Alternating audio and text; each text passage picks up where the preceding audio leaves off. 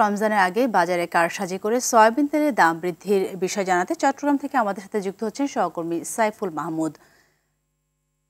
সাইফুল, জানাবেন বাজারে সয়াবিন তেলের সংকট তৈরির বিষয়ে ব্যবসায়ীরা কি বলছেন, আর এই যে সয়াবিন তেলের দাম নিয়ন্ত্রণ বিষয়ে স্থানীয় বাজার প্রশাসন কি ধরনের তৎপরতা নিয়েছে?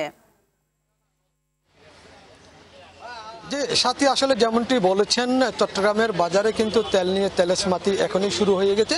ব্যবসায়ীদের কিন্তু যথেষ্ট অভিযোগ, তারা কিন্তু চাহিদা মতো কোনো তেল এখানে পাচ্ছে না এবং তাদের যে চাহিদা সেটা কোনোভাবেই কিন্তু ডিলাররা কিংবা মিল মালিকরা পূরণ করতে পারছে না। আমরা একজন ব্যবসায়ীর কাছ থেকে আসলে জানতে চাইব তিনি তার চাহিদা মতো তেল পাচ্ছেন কিনা এবং তেল না পাওয়ার পিছনে এটার কারণ কি।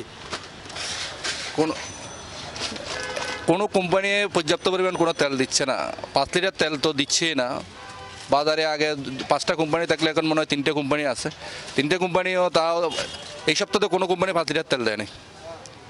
এখন যদি না দেখছেন খুচরো ব্যবসায়ী, তো ছোটো ব্যবসায়ীরা তার তেমন একটা 5 কার্টন সপ্তাহে ওইটা নিয়ে চলে, আর না দিলে তো কাস্টমার হাতে তেলটা তুলে দিতে পারছে না।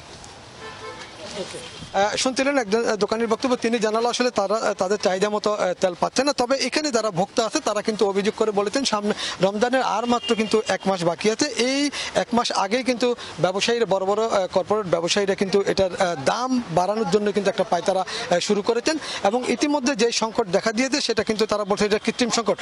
সরকার যদি মনিটরিং না করে কিংবা কঠোরভাবে এটা আসলে দমন না করে তাহলে কিন্তু ব্যবসায়ীরা আবারও তেলের দাম বৃদ্ধি করবে। এটা কিন্তু সবাই একেবারে প্রত্যাশা করছেন, কারণ এর আগেও কিন্তু বিভিন্নভাবে ব্যবসায়ীরা কিন্তু সরকারকে জিম্মি করে কিন্তু তেলের দাম বৃদ্ধি করিয়েছেন। এবারও সেই ঠিক একই অবস্থায় যাচ্ছে বলে তারা ধারণা করতেন। সাথী, এই ছিল চট্টগ্রামের বাজার থেকে আমার কাছে এই মুহূর্তে সর্বশেষ তথ্য। ধন্যবাদ আপনাকে।